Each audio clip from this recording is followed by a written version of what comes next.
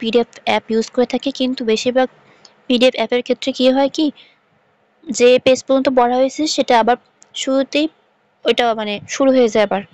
কিন্তু আমরা যদি এটা ইউজ করি অ্যাডোবি অ্যাক্রোব্যাট রিডার, এটা ইউজ করা হলে কি হবে, মনে করেন আমি একটা পেজ পড়তেছি, যাতে পেজটা আছে সাপোজ 42টা পেজ আছে,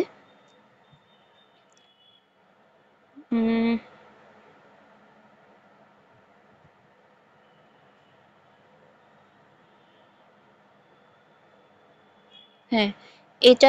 এটাতে মনে করেন পৃষ্ঠা আছে কয়টা, 10টা আছে, আরেকটা মনে হয় তাহলে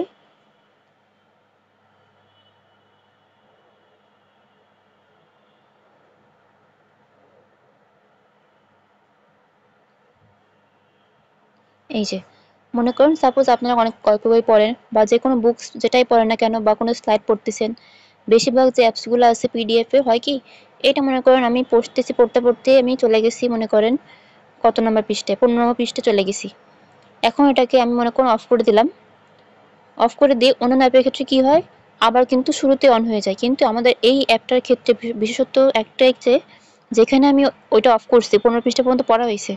আমি যদি এটাকে আবার অন করি,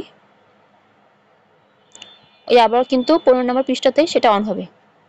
সো এটা কিন্তু বেশ একটা ইউজফুল অ্যাপ, যারা ফোনে পড়াশোনা করেন, মানে ফোন দিয়ে যারা একটু পিডিএফ পড়েন, গল্পের বই বা কোনো পড়াশোনার কাজ করেন, তারা কিন্তু এই অ্যাপটা নামিয়ে রাখতে পারেন, বেশ হেল্পফুল।